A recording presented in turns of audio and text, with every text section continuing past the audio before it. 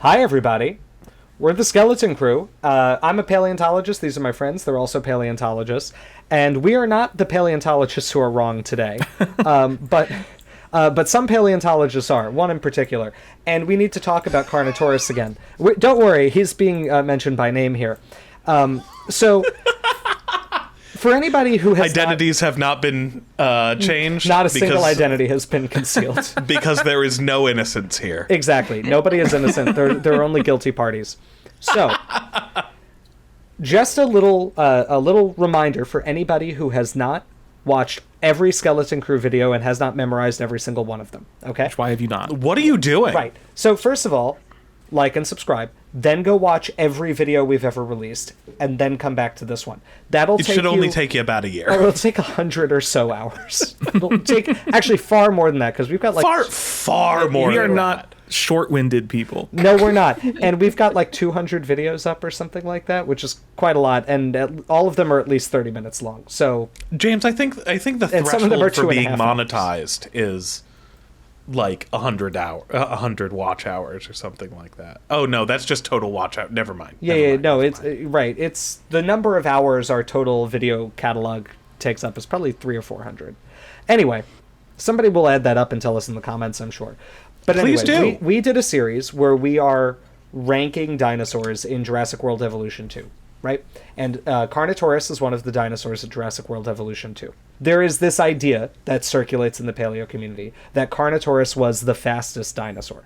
And this idea has been permeated through to Camp Cretaceous, where it appears as like a plot point, I think.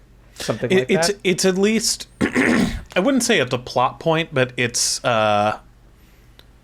is a specifically stated feature of Carnotaurus when two of the characters, through shenanigans, end up on the wrong side of the fence in Carnotaurus exhibit. You know, like you do when you're at a zoo. Right, this happens. Happens to me all the time. I was a child back in 2016, and there was a gorilla, and so you might have heard... What's Scott? Yeah. Scott, I thought that was your son. No, it's my grandson. Oh, actually. right. But had to put it in there. But one of the so the kids mention when they are running away from the Carnotaurus that it is really fast in straightaways, but it can't turn. Right, for some reason. Well, we're going to talk about the reason why this is in the script. Right. This is also a thing in Primal Carnage, which is a game that I did play and quite enjoy, but they made Carnotaurus as a charger character where it would like accelerate up to really high speeds. I have seen it talked about on online discussions all the time. People say like this is the coolest thing about Carnotaurus is it was this super fast, cheetah-like bull dinosaur that could chase everything down. And it's wrong. And the reason that I bring this up is that this is like quite a widespread thing to the degree where like this could be considered a soft launch of a potential series of just paleontology mythbusters. If that were a thing people were interested in, tell us in the comments if you like that idea. It's the only way we could know. Right, because the issue that we have is that this is something that's so permeated. This is not a pop culture thing. It is actually mentioned specifically on the Wikipedia page for Carnotaurus, is that Carnotaurus was probably well adapted for running and was possibly one of the fastest large theropods. That should not be on Wikipedia. It shouldn't be. Nor should the hearing and sight less developed, frankly. Right. A lot of things shouldn't be on Wikipedia, Dalton, especially in our field. Wait a minute. Are you telling me that reading Wikipedia pages does not count as paleontological research? Hey, no, Amelia, let's not cast aspersions. We've done quite a lot of that on camera. Okay. We don't call it research. We don't call it that. We call That's it not why we're trying qualified. to check what we're talking about. This is something that you will encounter if you're just reading the Wikipedia page on this dinosaur. It's something that's gotten quite a lot of press attention and popular attention. These are Reddit posts that are art pieces that people did where they're talking about how fast Carnotaurus is. But these aren't actually the Reddit posts that prompted us to think about making this video. The Reddit post that prompted us to make this video comes from somebody who appears to have watched our video on this topic, where we discuss this at length. And he posted this Reddit thread. He or she, or they, I have no idea what their pronouns are. I'll go with they, posted this Reddit post on r/dinosaurs. This is from the account Dino Drawings. I have left this person's name on their Reddit account because I'm not criticizing them. I'm actually very supportive of what they did. I have redacted other people's names. And so they say a few things here. They say, in light of me seeing an image representing a running Carnotaurus, I am here to make many of you angry at me and or confused. First off, I learned this from... It's great. I actually inspired opening. You can make many people angry and confused on Reddit by posting on Reddit. Anything. First off, I learned this from the Skeleton Crew, a YouTube channel by 5 paleontologists. This is from their episode reviewing the Jurassic World Evolution 2 Carnotaurus. If you want more details... Hold up. Real quick. Yeah. Is this the first time that someone's actually gotten the number of people on the Skeleton Crew correct? It might be. Maybe. It actually almost certainly is. But there's only 4 of us today. Yes. That's true. Alex is in the depths of hell. Yes, he is. And broke his face on a radiator recently. Yes. But I forgot it was a radiator. It was a radiator. Yeah. And he's okay, everybody. Kind of. He's physically as okay as he can be. Physically, yes. Emotionally. So, Alex. Yeah, emotionally Alex. So anyway, they recommend watching our video. Thank you. If you're watching this right now, thank you very much. Thank you for recommending our channel. And so they go into a pretty good explanation of, what we talk about in the video and why Carnotaurus is not really a fast runner. I would say that this Reddit thread got a mixed response. First, somebody commented, bruh, that was the only reason why I liked Carnotaurus and you ruined it, bravo, with a live Majungasaurus reaction image. I like that image. I love how wide it is. It's very wide. And then we continue, and they got a little bit more frustrating. So the first comment was, my issue with this is that it's also making a lot of assumptions. 1, yes, other abelosaurs had shorter than usual back legs, like Majungasaurus. However, others didn't, like Scorpiovenator and Aucasaurus. Aucasaurus in particular was very closely related to Carnotaurus, so it's easy to infer missing material over to Carno from it. This would give Carnotaurus proportionally long legs. No, it wouldn't, but we'll talk about that later. 2, this approaches the question as if there can only be one answer out of 2 options, a false dichotomy. The answer can be both Carnotaurus was a pretty fast runner, and it used the same muscles in pushing contests. That's true, but it can't be. There is actually a true dichotomy between being built to run fast and not being built to run fast. Those are all options. All possibilities in the world are encompassed in those 2 things, and the Venn diagram is 2 circles, right? This is like the famous pair of books that contains all knowledge in the universe, right? What they teach you in Harvard Business School and what they don't teach you at Harvard Business School. I've seen those books for sale in the Harvard Coop, and I do need to just buy both of them and have them on my bookshelf. Right. Somebody else then brings up, in fact, most horned or antlered running animals I can think of are pretty quick, like rams, goats, bulls, etc. Again, not relevant to this point, but thank you for your contribution. Very cool. Yes. Has horns, can run. Well, there you go. Right. It's like painting... Nice argument there, It's like painting stripes on a car. Exactly. If my grandmother had wheels, that sort of comment. Then somebody reacted to the live Majungasaurus reaction and said, I wouldn't take this as fact. Not a lot of real evidence. Just assumptions based on other abelosaurids, while forgetting that some abelosaurids, very closely related to Carnotaurus, did have long legs. Again, this is not true, but we'll talk about that later. Then somebody said, unless we find track fossils we know to be from Carnotaurus, a scientific impossibility, I might add, we'll just have to guess if it was fast or slow. One thing I think is sweet certain. It was faster than its prey. Sure, maybe, probably, I don't know. That's not certain, because you know what? What did it eat? I've got no idea. That's a different... Yeah, it ate something. Meat, it's in the name. And then there's yet another comment that I liked a lot, too, which is, why is this presented as fact? You didn't ruin anything because there's no evidence. Why is this? This is kind of the tenor of the conversation, right? A lot of people were seemingly angry, but seemingly much more confused by the thread that was posted. But there is one more comment, which reads...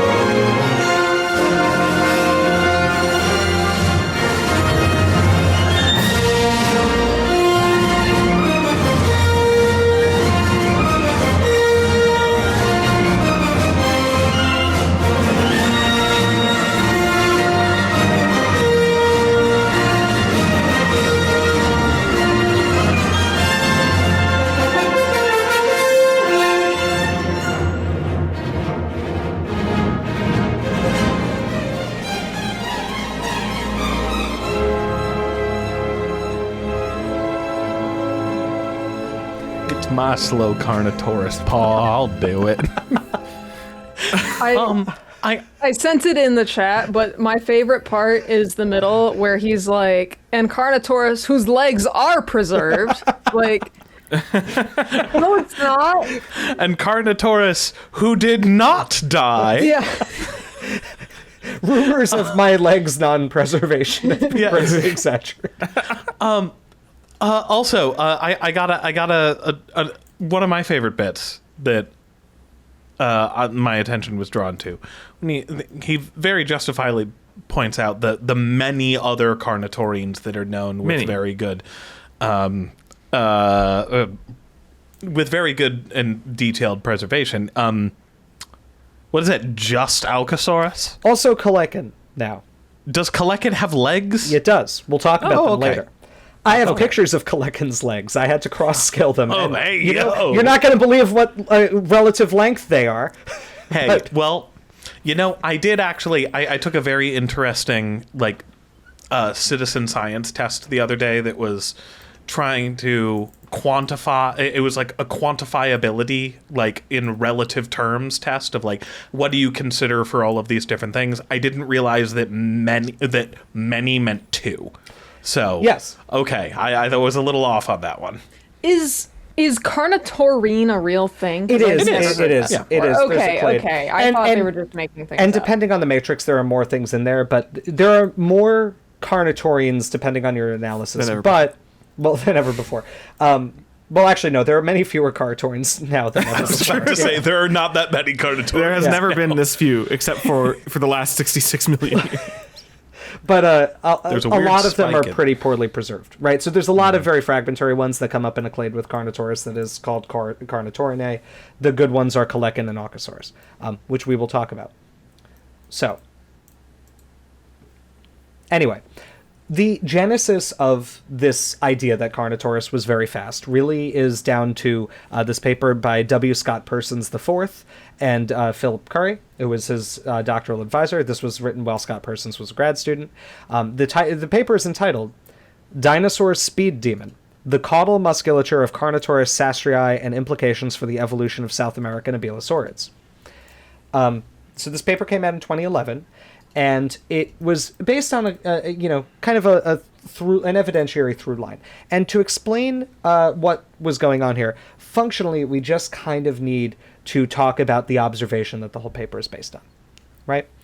What Scott Persons noticed while working on Carnotaurus is that when you look at the caudal vertebrae of Carnotaurus, so the vertebrae in the caudal or tail region of the body, there's this interesting thing that happens where the transverse processes are kind of angled upward at a 45-degree angle. And this is true in a lot of the caudals. We don't have all of Carnotaurus' tail. We only have the base of it. But we have this one. This is, I think, the first caudal. This should be the second. And this is either the fifth or the sixth. So you're seeing this in all of the preserved caudal vertebrae. And this is true. They are angled up. There doesn't seem to be so much deformation that these would have just been folded, right? The rest of the vertebrae look pretty natural. This is real anatomy. And, if you haven't seen a lot of theropods before, you won't know necessarily why this looks odd, but if I put up an image of Sue's caudal vertebrae, these are some of the same vertebrae in Sue the T-Rex, you see that the transverse processes come out very horizontally, right? And so this is not an incorrect observation, right? It's not. It's a true thing about the way Carnotaurus' tail is built. To talk about the significance of that, I think we need to take a step back, though, and look at something that's alive today. So this is a schematic drawing of an American alligator. This is from a paper by Steve Gatesy from 1990. It was his first scientific publication. Steve Gatesy was my undergrad thesis advisor when I was in college, so this is something that's pretty near and dear to me. This was actually what my earliest research was on, some aspects of the function of this muscle, which is labeled caudofemoralis longus. Caudofemoralis longus is usually abbreviated the CFL. And I'll usually call it CFL in the remainder of the video just for length. CFL is developmentally a leg muscle, but instead of attaching to the pelvis like most leg muscles do, it winds up stretching backward over the spinal cord to take its origin from the caudal vertebrae.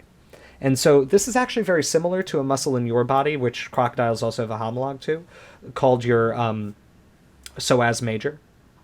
and your psoas minor, but psoas major is the only one that all human beings have. Some of us don't have psoas minor. Psoas major runs up the inside of your lumbar vertebrae. So it's in the small of your back on the inside of your abdominal cavity. Right? Although not really on the inside of the abdominal cavity because it's outside of it definitionally because the abdominal membrane is like deep to it.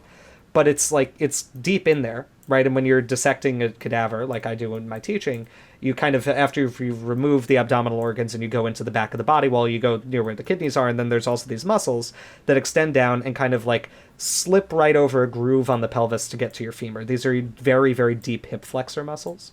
Psoas major is a very underused muscle because most animals never flex their hip so deeply that they have to use it. And that is why if you have ever purchased a fancy steak, you probably know it by its better name, which is filet mignon.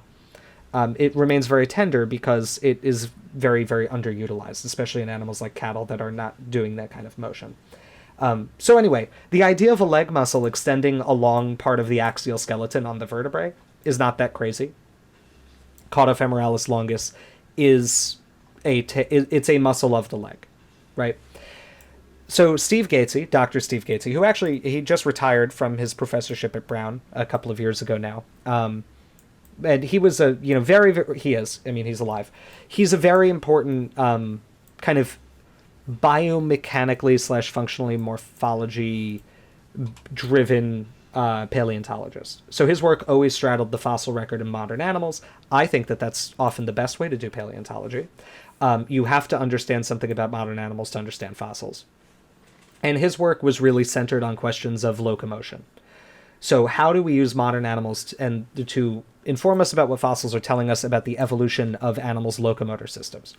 And so he was very interested in what's happening along the line leading to birds. This is published only a few years after Jacques Gaudier's first paper proving that birds were dinosaurs. This was very new. Steve Gatesy was actually a very early major figure in the bird evolution debate. In the 90s, before the pendulum had settled on birds being dinosaurs, Steve Gatesy was doing a lot of work showing, yes, all of the data shows this, and also we can see the evolution of flight and the avian hind limb system in the fossil record. And so his work was looking at alligators to understand, well, where are bird ancestors coming from? And what sort of locomotion are they doing? And so what he found in these alligators, where he was doing EMG experiments, so actually tracking the electrical activity of their muscles, was that when they entered what we call the propulsive phase of their locomotion, when the thigh bone is being drawn backward, that's powering the next step, right? When you take a step, you bring your thigh backward, and that's what's pushing you forward. That's what's being illustrated here. Thank you, Isaac Newton. Exactly. Yes. Thank you for making sure that for every reaction, there's an equal and opposite reaction, because otherwise we couldn't do that. We'd just not move, I suppose. Or just slide because of gravity. And also fall through the floor. So during this step in the locomotor process, what he found is that the caudofemoralis longus is very, very highly active. This is a retractor or extensor muscle of the hip. You guys following what that means? Is there anything that you don't feel I'm being completely clear on? I know that functional morphology isn't something we usually do on this channel. And so I want to open the floor to my colleagues in case they think anything could be clearer. I think retractor is really great. And yes, it is an extensor. This is my personal failing, which is I can never remember what what is flexion and what is extension. And I don't like those terms. I just don't. So flexion is defined as when you are decreasing the angle of a joint. Mm-hmm. And extension is defined as when you're increasing the angle. And it's always measured kind of with reference to the body axis. And kind of forward is decreasing, backward is increasing. Yeah. It's a little in this case though, right? The femur is kind of moving in a horizontal plane. Right. It is. It's a developmental difference, and I think that is that's the way I like to remember it, is there is primitively, and I don't have images for this because I didn't expect we'd talk about it, but it's something that we could elaborate on in a future video. We're evolving from fish, right? Mm-hmm. And so primitively, we have two muscle masses that control each fin. We have a dorsal group, which is on the top, and a ventral group that's on the bottom. Derivatives of the dorsal group are extensors. Derivatives of the ventral group are flexors. So as you develop a skeleton, right, everything that's flexing is bringing, like you can think of it with the arms most easily, everything that's flexing is bringing your arms kind of inward and closer, and everything that's extending is doing the opposite. And you have the same thing with the legs, but the problem with the legs is that they rotate in tetrapod development. That makes it hard to track that original function. But you can do it, and that's part of how we've classified a lot of these things. Okay. I actually find that very helpful, just thinking of us in a fish position. That's a walking around position. That's exactly how you got to think of it. And there's one. I mean, there's an aside on an aside, but there's one muscle that doesn't obey the rule in humans on a functional basis, which is the brachioradialis muscle, which is developmentally an extensor, and it's innervated by the radial nerve, which innervates all the extensors in the upper limb. But because of the like reorientation of the human forelimb during like evolution of bipedality and everything that's happened, it's rotated to a position where now it's a flexor at the elbow. And so if you like, I can try to do this on camera. I can't really see what I'm seeing, but if you like kind of flex, if you kind of like take your thumb and try to like bring it up towards your bicep, and you're kind of like flexing, you'll see there's kind of a bit of muscle that pops out here. That's your brachioradialis. And so that should be an extensor, but because of exactly what its line of pull is now, it does a different function. And so, developmentally, it's part of one group. Functionally, as an accident in humans, it's doing something else. Interesting. Yeah. Anyway. The important thing about caudofemoralis is not just that it's a very powerful retractor muscle, because this is by far the largest muscle in the hind limb in an alligator. Like, look at the size of this, right? It's just, it's huge and it's bulky. This is the alligator tenderloin also. Like, this is the main part that gets eaten when people eat Makes alligator. a good po' boy. I have heard. That it does. I actually have known. I had there was a wonderful Cajun restaurant in North Carolina that I would go to occasionally, and I think I had more than one alligator po' boy there. But what's important about this is that if you, in a later study, what Steve Gatesy showed, this is his 1995 paper, or 1997 paper, I actually cited it wrong on the slide. That's my mistake. What he found is that the caudofemoralis longus is actually the only extensor or retractor muscle in the hind limb that's consistently active at all when they're walking normally. And so this is, they're not using most of their muscles. They're just using their enormous one. Which makes sense, right? Like, why bother firing them all and wasting the energy when this one's giving you everything you need anyway? Right? Now, other muscles are shown... Why bother using the rest of the muscles when you could just use the big one? Exactly. That's so funny. And I think the same is supposed to be true of lizards. It's like the other muscles get used for complex motions, or like when they're really under duress or something. When, if they're like working against a lot of force, they'll use the others. But usually they're just using caudofemoralis longus to power their locomotion. Other muscles activate at the same time, but they're kind of controlling the arc of the femur. So they're like moving where the femur is going in space. This is the only retractor that's active. And so caudofemoralis longus has gotten this position of privilege in the dinosaur literature as a result of Steve's work on it, calling it like the prime mover of the hind limb. And so basically understanding dinosaur locomotion at this point becomes understanding caudofemoralis longus, right? You understand CFL, you understand everything. He who controls the CFL controls the universe. So let's return to Carnotaurus here. Oh, no. My slide animations are backwards. Oh, no. No. Well, it'll mess everything up if I undo this, so we're just going to ignore that weird heart shape of pink. And we'll work with that. So, if we go back to Carnotaurus, we can start to understand why the caudofemoralis would be implicated in this weird morphology of the transverse processes pointing up. And that's that if we look at, this is going to be a dissected image of a crocodile, actually. So just prepare for that if you don't want to see it. If you look at a dissected section through a crocodile tail, so this was just cut on a saw, the carcass was frozen, that pink highlight right there is marking the caudofemoralis longus. And you'll see that you're seeing the vertebra in kind of a section, and you've got transverse processes that stick out straight sideways. And the caudofemoralis is kind of in all of this, under the whole section of the vertebra that is beneath the transverse processes, right?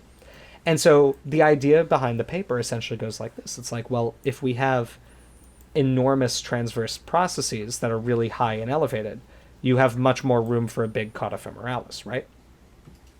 That seems to make sense. Yeah. And one thing that was also found that's kind of interesting, this is actually the Aucosaurus holotype. This is not Carnotaurus. Is that when Scott Persons was looking at this as comparative material, he found what appears to be the mark of an intermuscular line on the underside of the transverse processes. And so an intermuscular line is just like where the connective tissue that separates muscle bellies kind of attaches to bone. And you will often see these raised lineations that are not like quite muscle scars, because a muscle scar, I think, is more directly the tendon of that muscle. But this would be a connective tissue band that's marking the division between structures. And so the idea here is, well, there's this muscle called the ilioischiocaudalis that attaches laterally on the transverse process. That would be toward the tip. And then as we go towards the center of the vertebra, we're seeing this intermuscular line. That's where the caudofemoralis longus is attaching. Cool. Right? Interesting. That's real neat. Well, we'll return to this. It is neat, but it's... Well, that's not what it is, but it's interesting. Okay. Yep. It's all right. Listen. It's okay. So... I forgot what the title of this video series is. And so this is the reconstruction of caudofemoralis longus that Scott Persons comes up with for the paper. And he models it digitally, and he uses that intermuscular line to bound its lateral extent. And he reconstructs look at the this size of that enormous caudofemoralis longus. And when he estimates the volume of that muscle compared to the volume of the whole tail, he gets it as like it's 72% of the entire mass of the tail in Carnotaurus, making it 15% of the animal's body weight. Which is like perhaps not as crazy as you might think, because it is a very, very large muscle, and muscle's dense. It's going to be a huge component of your body mass. He estimates that T-Rex has like one that's about 9% of its body weight. I gotta say, the biggest thing that really disturbs me about this reconstruction here is, if anything, the implication that Carnotaurus had like a furrow going down the middle of its tail like that. You didn't have to say that. You could have just let that be something. It may have even been Yannick in dorsal view. We don't know. Just like it's entirely possible. Built like a water slide. Like, what do you mean? Like, that's insane. Keep it out of Pittsburgh.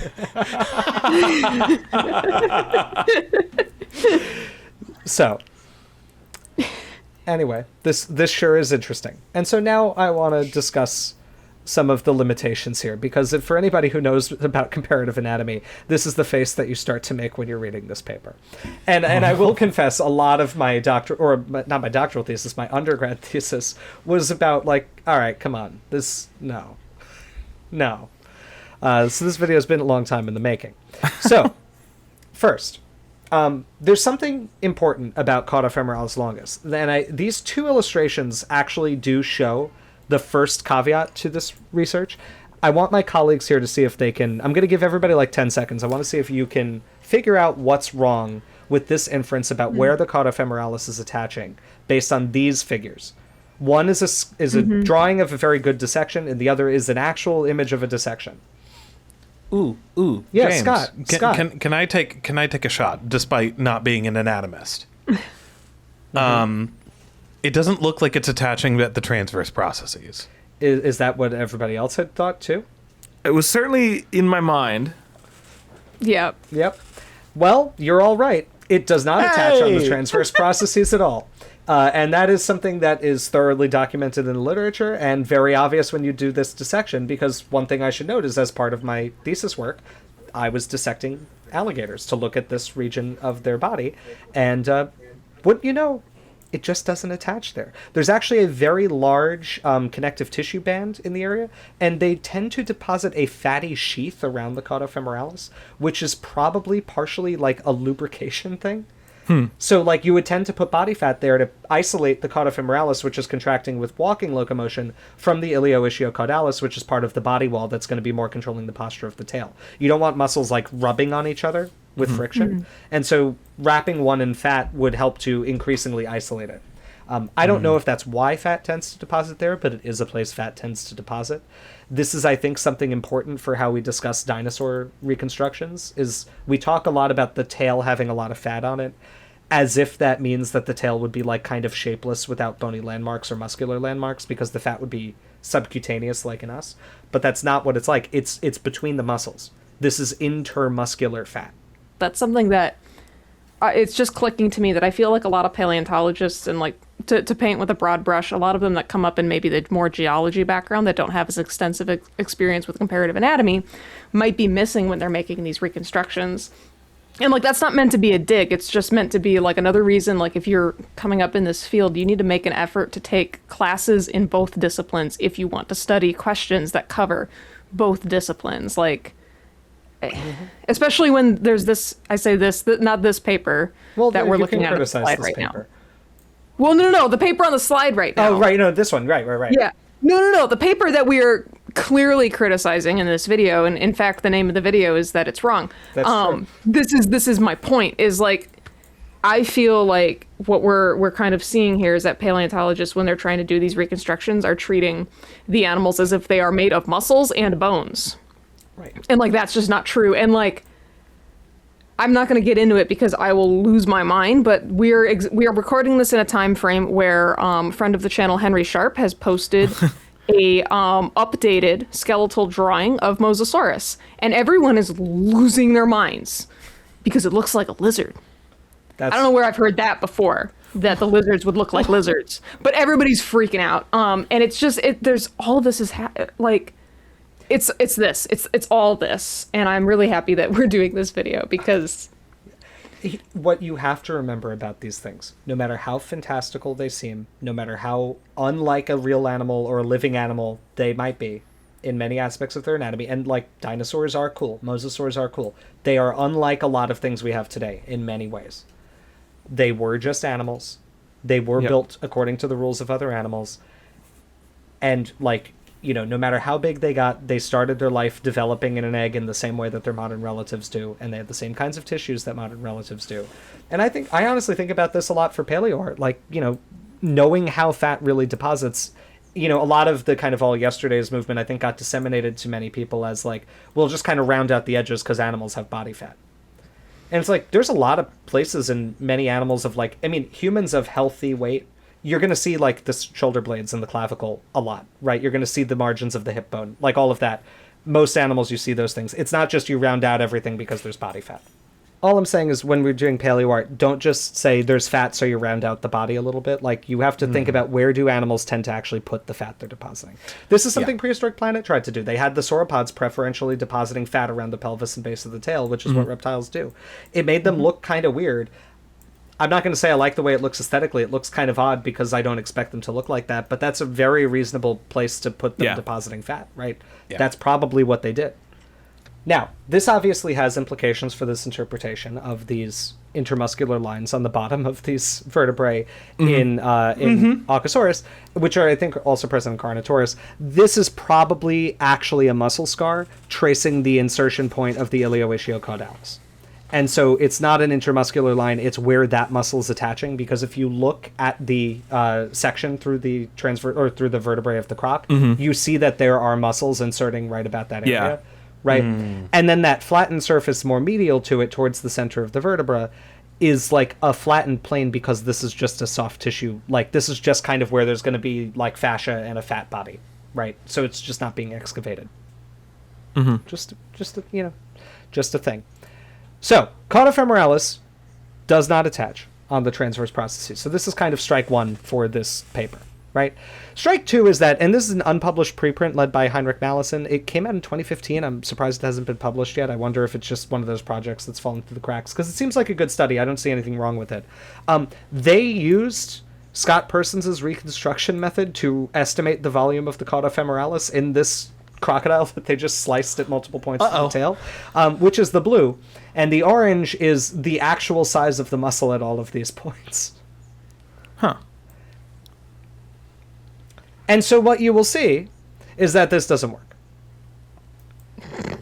I thought that the takeaway on this was that crocodiles are terrestrial pursuit. They're actually very fast runners. They just choose not to, is the thing.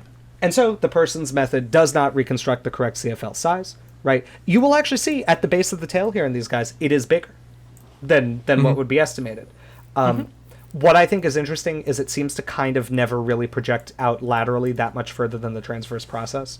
And I think you can effectively, like, and this kind of makes sense, you're not going to get so much bulge that you have, like, the contour of the vertebra and then a huge expanse. Yeah. It does bulge out a little bit more, right? It bulges out a little bit. Like, I'm not going to say it's just that's the maximum width of the tail. You obviously have a lot of muscle on top of that and everything, but it seems like that's a pretty good, like, conservative mark of how wide the CFL might have been. Anyway, the last point is the one that's going to actually take the most explanation, which is why I'm glad that we've gone on multiple stun locks, that I've instigated all of them, so I can't really complain. And this is that we need to do, like, baby's first biomechanics here. We're about to have equations on screen, and there's going to be Greek letters. I apologize for anybody. We need more of a trigger warning for this than the dissected alligator. We do. This is an illustration that is like it's a classic comparative anatomy illustration. So it's a horse on the left and an armadillo on the right.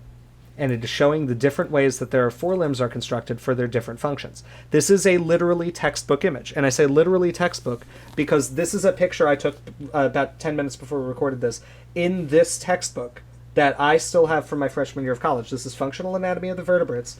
If you were like, we sometimes get questions of like, what textbook should I read to be a paleontologist? Nothing about paleontology. Read this, cover to cover.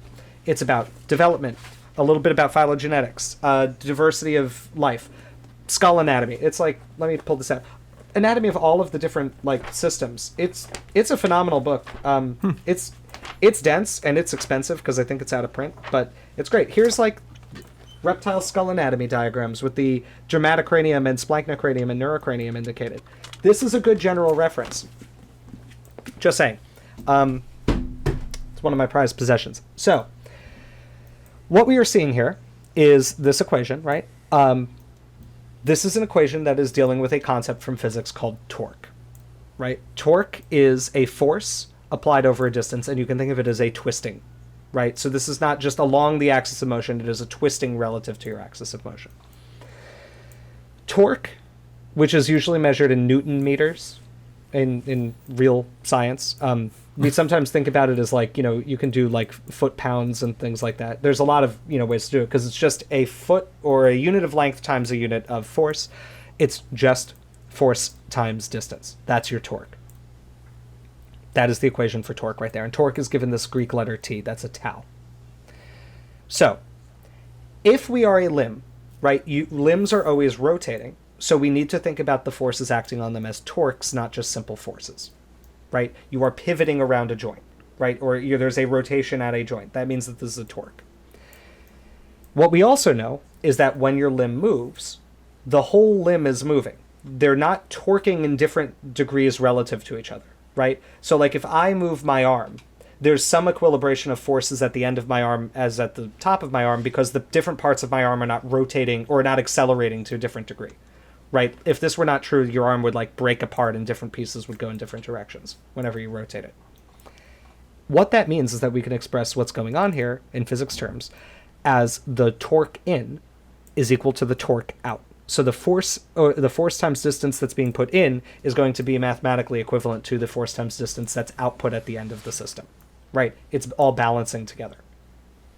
Again, it's not, this only doesn't apply if you like contract your muscle so hard it breaks your arm or something, which would cause a difficulty there, right? So, given that torque is force times distance, we can rearrange this formula to do it as force in times distance in is equal to force out times distance out, right? And that means that if we want to understand like how much force is actually being output at the end of a limb, right? Well, we just rearrange that algebraically, and we get that the force out equals the force in times distance in divided by the distance out. Okay? Everybody following? Sure. Yeah. Right? Yeah. Algebra. So, now we're going to talk about a different property that we might be interested here, which is speed.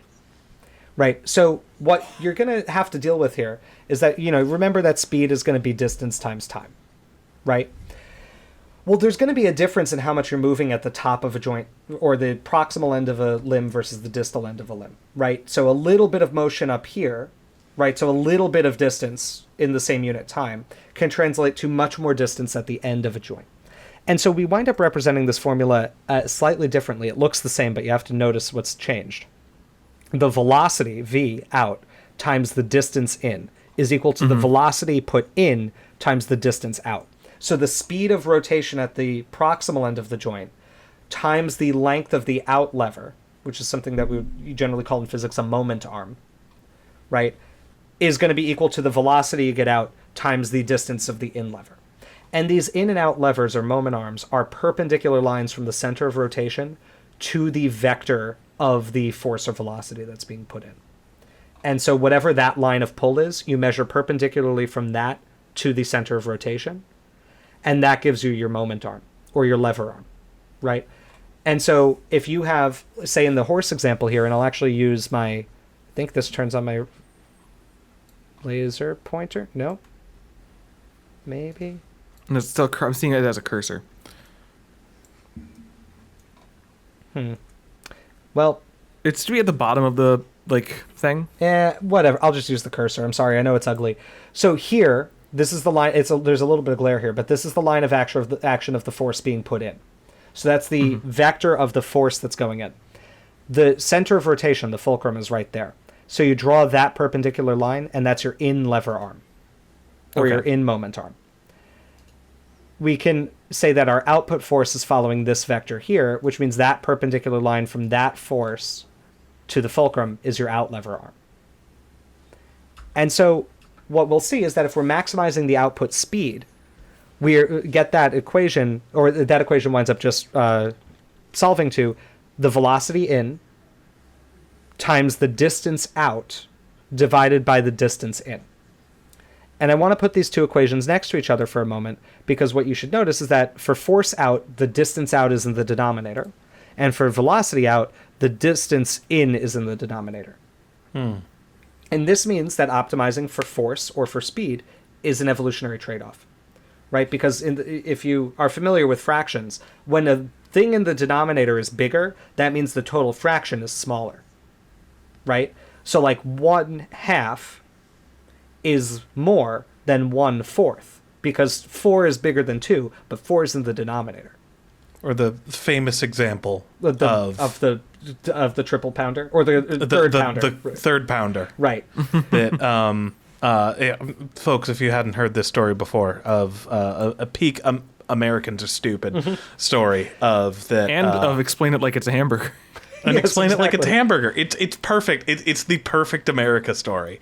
That McDonald's a while back decided that they wanted to introduce a new bigger burger to advertise to people, and the quarter pounder had already been so successful, so they were just like, oh, let's go up a size, let's make it a third pounder. And nobody bought it because they assumed it was smaller, because there was a 3 in it and 4 is bigger. People are very intelligent. So now, if nature was intelligent, would it not simply get rid of both distance in and distance out, so that force could be equal to velocity, and engineer a rocket? I do want to share, because this gave me a flashback, the whole velocity equals distance over time thing. I am embarrassed to admit that the entire reason why I've completely memorized that formula is that there's this image of Velociraptor equals distance raptor over time raptor, and that sticks in my head, and it's so fucking stupid, but it works. It works. Listen, whatever works for you, right? So here we see the trade-off, right? Animals that are adapted for speed are incentivized to be minimizing the distance in, right? Or maximizing the distance out. And the reason you would want to optimize for the distance terms and not the force terms is that the force is going to be proportional to the size of the muscle. And if you've ever tried to go to the gym and build muscle, what you should know... our audience? Well, it's possible. Some of our audience must work out, right? But you'll know it's hard. Right? I've met some of them, and they do work out. It takes a lot of time and energy and nutrition. Like, think about the amount of protein bodybuilders are eating to try to maintain their physique, right? It's physiologically very taxing to carry more muscle mass, right? So if you're trying to play with this equation to optimize it for what you want, it's much easier to just make your limbs a little bit longer or shorter, or to make your muscle attachment more proximal or more distal, to play with distance in, distance out, right? That's ultimately what you're going to see most adaptation playing with, right? Animals adapt by moving their muscle attachments, mostly. It is rare to see animals where the adaptation is just that muscle bigger, unless it's a critical muscle for what they are doing, where you do just need more force to be able to do the thing you're doing, right?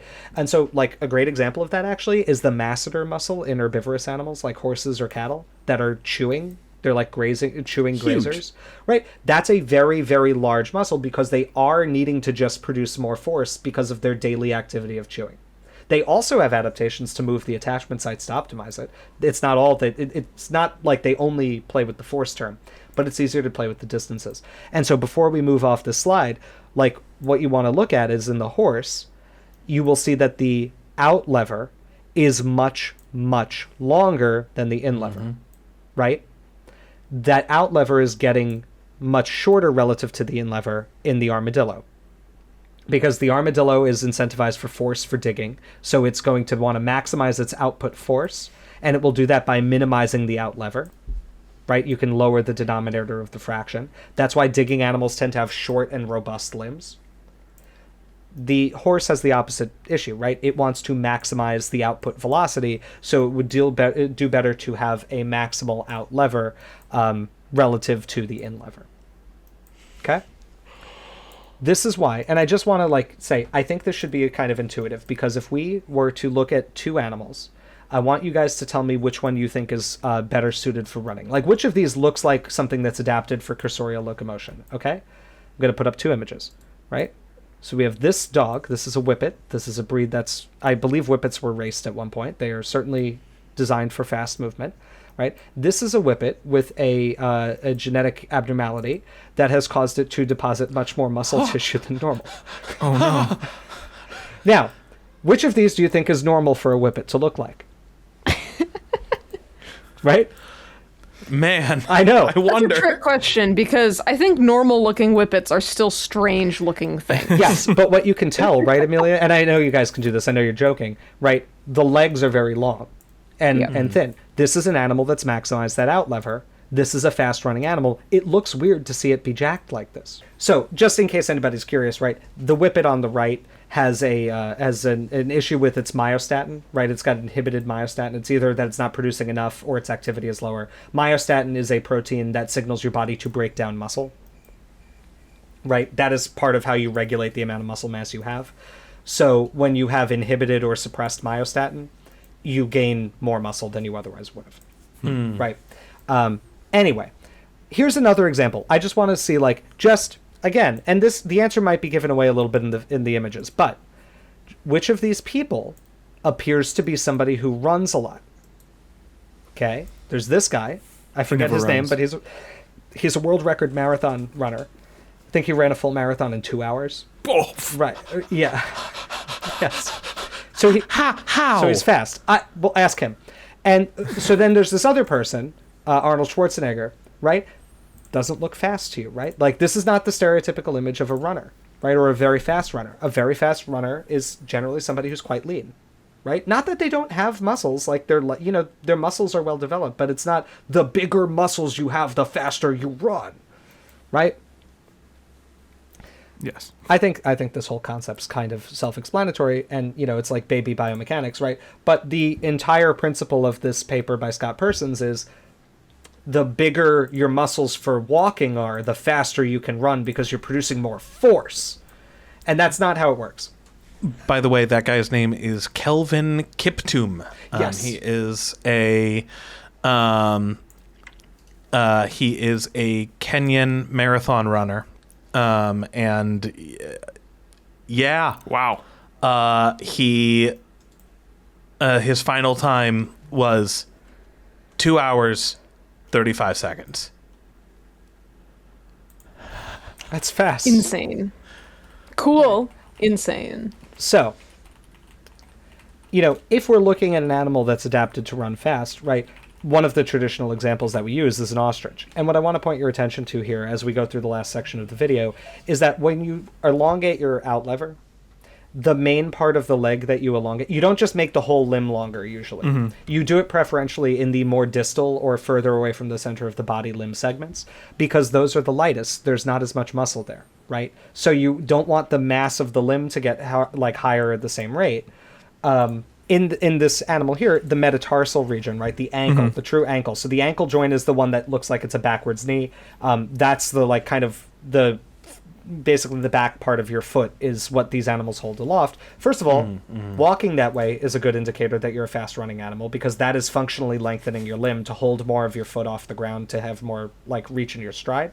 It's also one of the reasons that people tend to pop up onto the balls of their feet when they're running, right? You don't run flat footed. You're getting a little bit of extra motion and speed because you're traveling more distance in the same time by It's just also popping your shock metatarsals absorption up. and- Well, there's other aspects too, but it is one of the reasons you can functionally lengthen the limb by maybe 5 or 6 more inches or something. That gives you more, right? In this case here, the metatarsals are really long, and ostriches have some of the most dramatically exaggerated metatarsals of any living animal, and certainly any fossil animal. But you can see the same thing in this Struthiomimus, right? So this is an ostrich mimic for a reason, right? They have very long metatarsals relative to the length of their limb. They also have just a very gracile limb. This is an animal that's built for fast locomotion.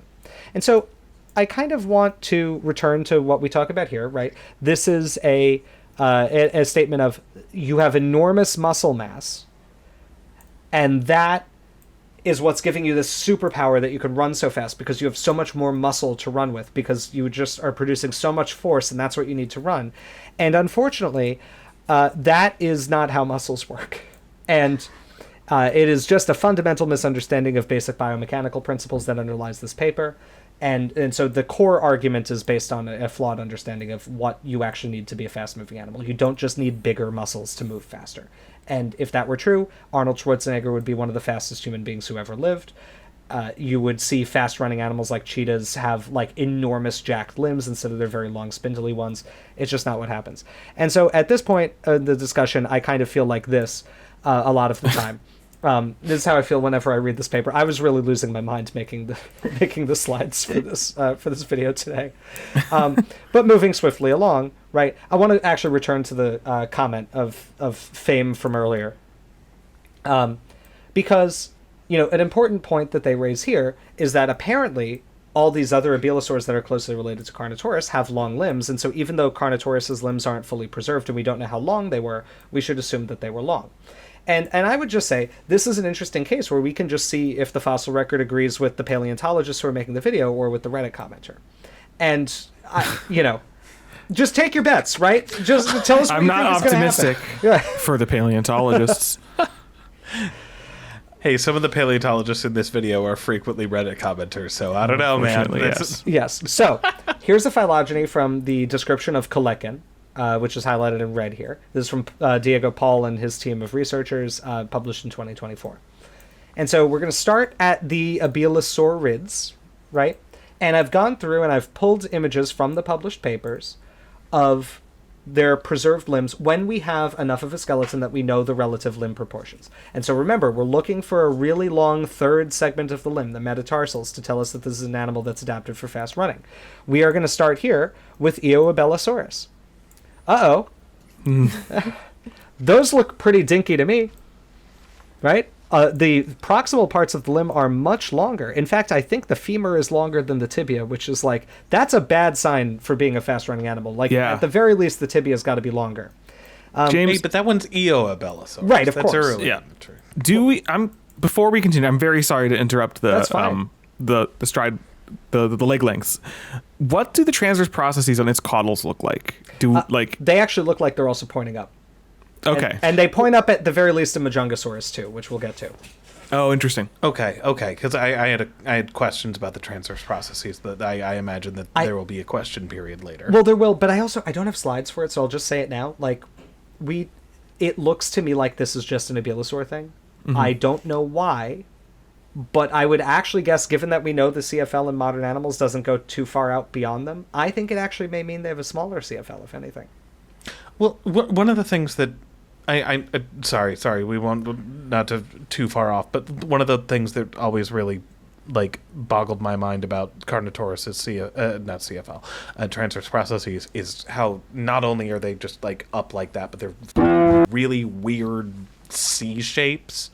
Like they're just so weird looking. That's a common abelosaur thing, and they seem to kind of interlock. Perhaps it may be like it may be a stiffening thing. There's something going on, and I don't really know what it is, but it is not. It's not this. What would intuitively and feel free to cut this, right, taking, if we just assume like the belly of the CFL, and like even if we don't change the size too much as we move the transverse process, what is the effect of like not changing where it inserts on the femur and then pulling it up? Not much. Okay. Not much at all. I would guess that it's something more related to the other tail muscles, but I think those are generally not as well understood. And like, we don't have modern analogs of animals that are bipedal with huge tails. Yeah. And like, that's actually an interesting question of like, how does this work for rotational inertia? Like, the animal's going to be, it's like you're carrying a huge beam, right? So turning is going to be harder. That's a real thing for theropods. Turning was probably not a thing they were very good at. So returning to the leg lengths, though. So Eoabellosaurus, dinky legs. Okay. Let's go to Spectrovenator. Now, Spectrovenator, I will say, is the only one where the metatarsals are fairly long. I will say the femur is preserved there? Blue is preserved to my wild choice, but okay. Yes, because the skull is preserved. Yeah. Okay. Yeah. So, Spectrovenator is showing longer metatarsals. However, the femur is still longer than the tibia, right? And like that's something you see in like T-Rex, right? Which, as we've talked about, can't really run. In T-Rex, the femur is longer than the tibia. In almost all other tyrannosaurs, all of the smaller ones, Nanotyrannus especially, I have to talk about it in every video, so this is my contractual one Nanotyrannus. Like, the tibia is much longer than the femur, right? So this is itself a big part of it, and then length of metatarsals is like your additional kicker of like, is this a thing that looks like it was adapted to ever move faster? Is it kind of a slow, perhaps even kind of awkward animal? So Spectrovenator has got the best shot at being a runner so far. Let's move on. Let's move to Majungasaurus. Uh-oh. That sure is interesting. Well, look at that. Those are short, right? Interesting. Okay. Very short. How about Crixnatosaurus? Those are short. How about it? Yeah. This is the first I've ever heard of it. Oh, it's one of my favorite species name or genus names, because if memory serves, it was found while like dynamiting a hillside or something like that to make way for construction, and they just so happened to find the skeleton in there, and so Crixnatosaurus translates out to the explosion-born lizard. That's cool. It's sick. It couldn't run though, no matter how cool its name is. No, it couldn't. Yep, not doing that. Let's move on. Uh-oh, how about Aucasaurus here? Huh. Now, I distinctly recall Aucasaurus being cited as the one with long legs. Maybe its legs just look long because its arms are so tiny. Right. Now, what is true is, like, the legs look long in comparison to the body, but, like, the construction of the leg is not what you see in an animal that's habitually moving fast. And I want to make it, like, I'm not talking about absolute length of hind limb, right? An elephant's hind limb is much longer than mine. An elephant is not an animal that's better evolved for running than I am, right? No. It's not absolute length. It is, do you have proportional elongation of the more distal limb segments? You still have a tibia that's going to be, if anything, equal to the femur, if not shorter in length, and the metatarsals are not heavily expanded. Now, I will say, I don't know how accurate I know this skeletal is, because there is a cut slide. Oh, no, I'm sorry. I'm sorry. This is an Aucasaurus. We're gonna revisit this. We've been lied to. This is Leucalcan. This is Leucalcan.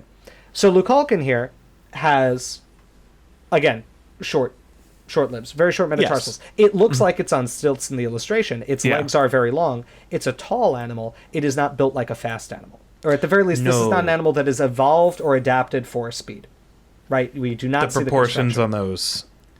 Yeah. Is not great. This is a waddler. Right? Here's Coleccan.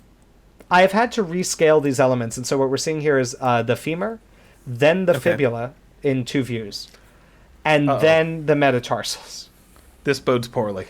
notice how much longer the femur is than the fibula. We don't have the tibia, which is a little bit longer, but like again, this is not a fast runner. This is never going to be a fast runner. This is a very, very dinky metatarsal animal. And now finally, we're going to arrive at Aucasaurus, which is cited as the one with really super long legs, well adapted for running. And I disagree with that statement. Also on stilts.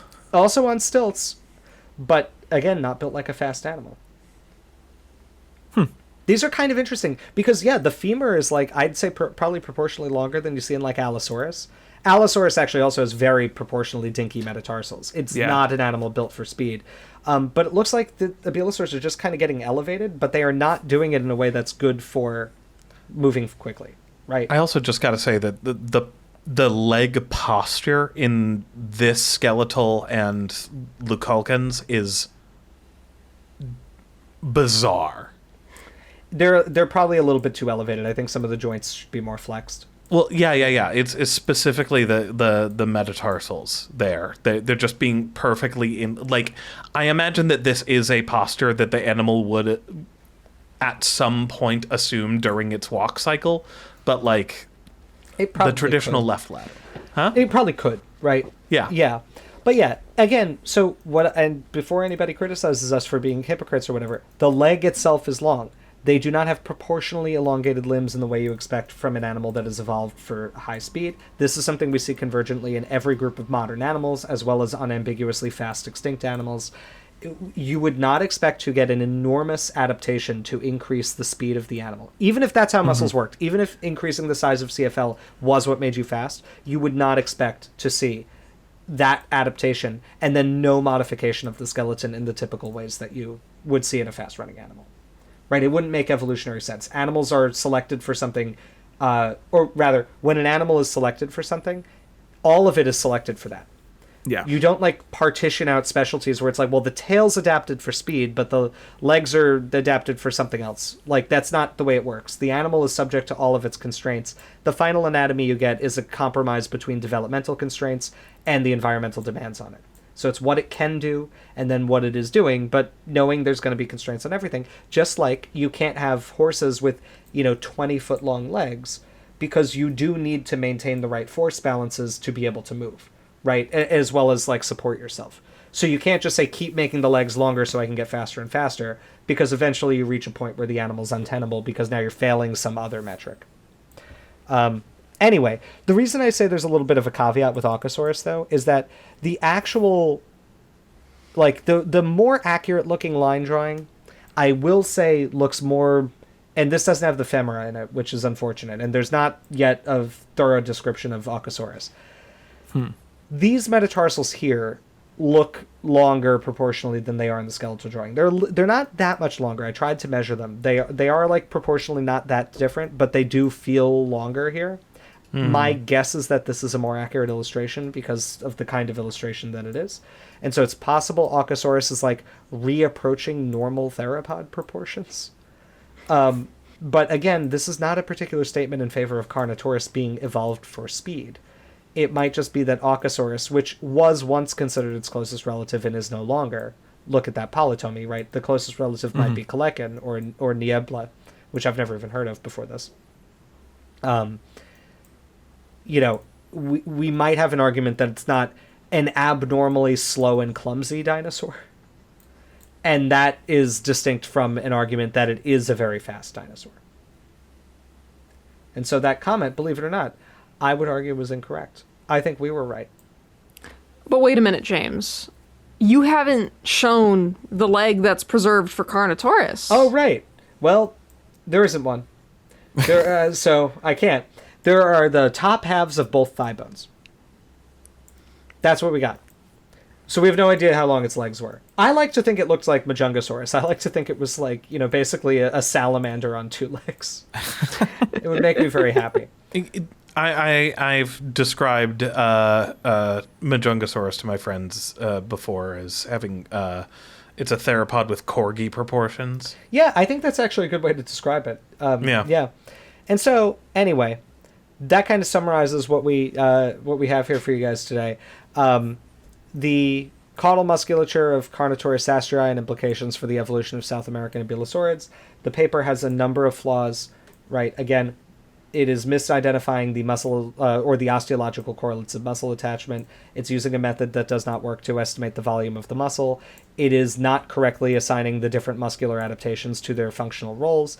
And, and also on top of that, we do not have evidence of any abelosaur actually being evolved or adapted for fast locomotion. And the idea that Carnotaurus is the special exception because we want it to be the dinosaur speed demon because that's cool is special pleading at that point. It's people want it to still be cool because it's what they like about Carnotaurus. And, unfortunately, that's not how science works. Yes, Scott. So, I have a question then for the other aspect that was brought up in Camp Cretaceous then. Does this have implications for its the stated turning inabilities? No. I will elaborate. I'm sorry. Okay. Yes, no. we talked. I know. No. I know. So here's the thing, right? When you have your body weight distributed over a long beam, right? It makes turning harder. This is why, when I was a kid, I did gymnastics. This may be very difficult for you all to believe now. I was like 4, right? But this was the thing that my parents put me in. I remember doing the balance beams. Have you ever noticed that when you are walking over a large balance beam, or like a narrow ledge, you put your arms out to the side reflexively? Do you know why you do that? Monkey. It's because monkey. So what you are doing when you put your arms out is you are trying to increase your second moment of inertia. This is a physics property, right? It's theoretically your resistance to bending or torque. So when you're putting out your arms like that, you're distributing your weight more because you are making it harder for you to rotate. Right? By spreading it out more, that helps. It's kind of the same principle behind not a real what do they call them? Gimbal, or like a gimbal, right? Not a real gimbal or Steadicam thing where it's actually motorized, but like some of these steadiers that people make for phones or cameras where it's just like a steering wheel basically that you put your phone in. Mm-hmm. It's because you're basically, it's easy if I'm holding a phone, it's easy for it to rotate like that. If now I'm further away from the center of its rotation, it makes your like handheld footage more steady, right?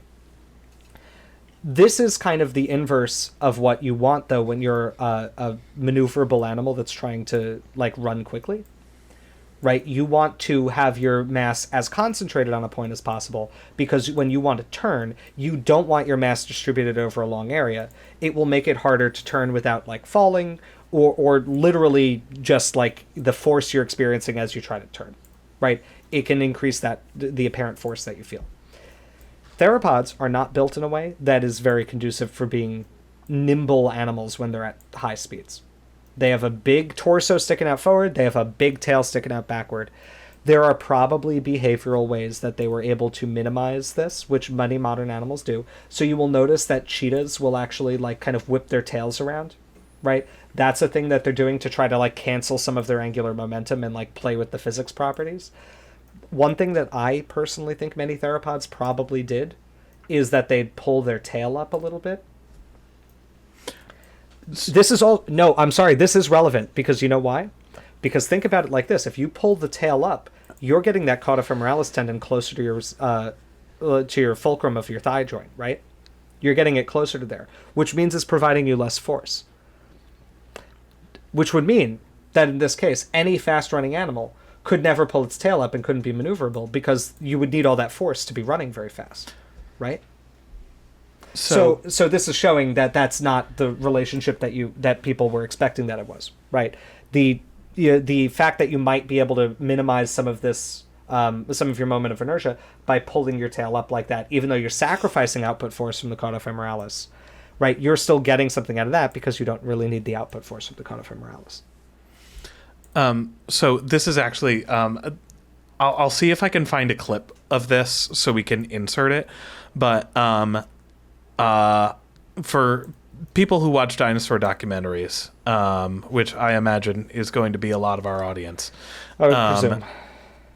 I'm going to say a sentence that might scare some of you guys, which is that there is actually a bit in the documentary "The Truth About Killer Dinosaurs," which is right. wrong about almost everything when it comes to the dinosaur truth about killer dinosaurs. To the truth about killer dinosaurs when it comes to dinosaur biomechanics and stuff.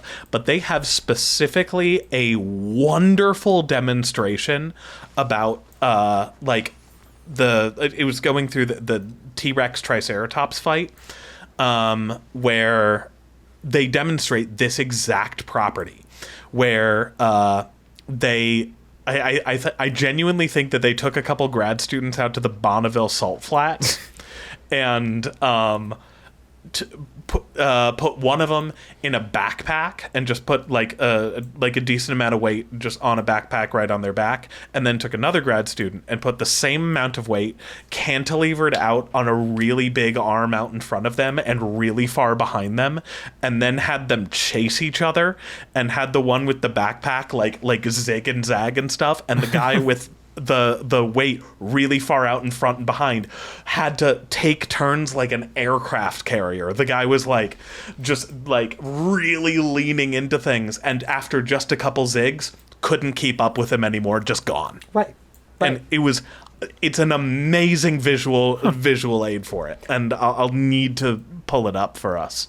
I will say that, kind of anecdotally, the dinosaurs that seem to be best adapted for fast running do not seem to have had particularly large caudofemoralises, because you can use as we said, the width of the transverse processes, but also the point in the caudal vertebral column where they stop occurring, because they get smaller and smaller and smaller until they disappear, usually about halfway down the caudal series. But in ornithomimosaurs, in a lot of dromaeosaurs and troodontids, and in Nanotyrannus, I have to mention it again, you actually seem to see a smaller area for caudofemoralis than you would see in other animals. And I think it may be partially that maybe there is actually this competitive thing of if you're pulling the tail up and you want more mobility like that, you don't want an enormous caudofemoralis. You want to concentrate your mass further forward. And so that might actually, be yet another point of evidence against Carnotaurus being fast, because a fast animal will eventually need to turn. And having a big caudofemoralis is not good for that. And just think about it like this. Birds still have a caudofemoralis. It's basically vestigial. I think some species don't have it. It's like a little slip of muscle, right? Crocodiles have a big one. Which of these are the ones that are known for being fast runners on land? Right? It's not crocs, right?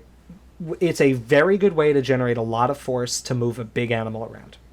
And I think it might be part of why dinosaurs are able to get so large. Mammals don't have a muscle that ever gets near this size with this kind of mechanical advantage, right? You can be a big sauropod or a big hadrosaur or a big theropod, and you can move because you're generating a lot of force to move a huge animal. It is perhaps not good when you are adapting for speed. And I think the idea that in Carnotaurus, the big caudofemoralis is what's making them fast is insane. Now, at this point, I will just say, you may remember Scott Persons' name from a different paper that is the bane of my existence that came out much more recently than this, because he was one of the authors who tried to split T-Rex into 3 species with Greg Paul. And, paper has problems. But it's fine. Anyway, so yeah, Scott, I hope that answers your question about the rotational inertia thing. I don't think there's any evidence Carnotaurus was necessarily worse at this than other big theropods with a well-defined caudofemoralis. I don't think it's I think it's gotten phrased as though it's a Pokemon or something, where it's well, it has this power, but it also has this it has this nerf too. The weakness. Right, it has a buff and a nerf. So its buff is that it can move very fast, but then it can't turn, so that's it's balanced, right? And that's not how evolution works. That's how game design works. Those are different things.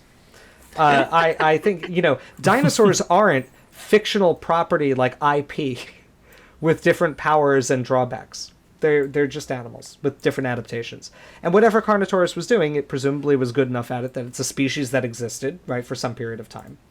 But we don't, I don't know what's going on necessarily with the elevated transverse processes. Something is. But it's not something this. Fishy. Right. Does anybody have anything they want to say before we thank our patrons? I don't think so. No? Okay. No. I found the clip, though. Well, we'll watch it after I thank the patrons. Indeed. And so, speaking of patrons, we have them, and they support the Skeleton Crew. They do quite a lot to support the Skeleton Crew, in fact. They are the people who pay us money so that we can continue making these kinds of videos. I want to take this moment to thank our patrons who support us at $25 a month or more on Patreon, who include Benjamin Seepser, Christopher Bellis-Jones, Adam Olos, Kevin Preem, Aaron Anderson, Keenan Taylor, Noah Riccio, Apache28, Squat Pump, King Zashu, Changu Raptor, Tauros, Resty HBK, R. Wesley Nipper, Blacklight Virus, Black Spectral Pig, The Wigster, Brett Booth, Yuve, Nicholas Afanasiev, Lincoln Rivenbark, Matthew Miller, Zaku Meister, Freddie Harper, Raylan, and Nacho Raptor. So thank you so much for your support of the Skeleton Crew. We really, really appreciate it. We could not continue making these videos on an increasingly regular schedule, I might add, were it not for the generous support we get from our patrons. We are all working paleontologists as well as content creators. This is definitely a second job for us, and the support we get from our fans really is what enables us to keep doing this. So thank you so much. We hope you enjoyed this deep dive. If you want to see more videos going into popular misconceptions in paleontology specifically, please tell us in the comments. And if you have any thoughts, tell us about a myth you'd like us to bust. Indeed. Right? And tell us if you like this video, and tell us if you still think we're wrong. Right? Write more Reddit comments. Right. Write more Reddit comments. Right. At people. Get them mad. Make people angry about Carnotaurus not being fast. These are good things to do. Thank you all very much. We'll see you next time on the Skeleton Crew. Bye, everybody.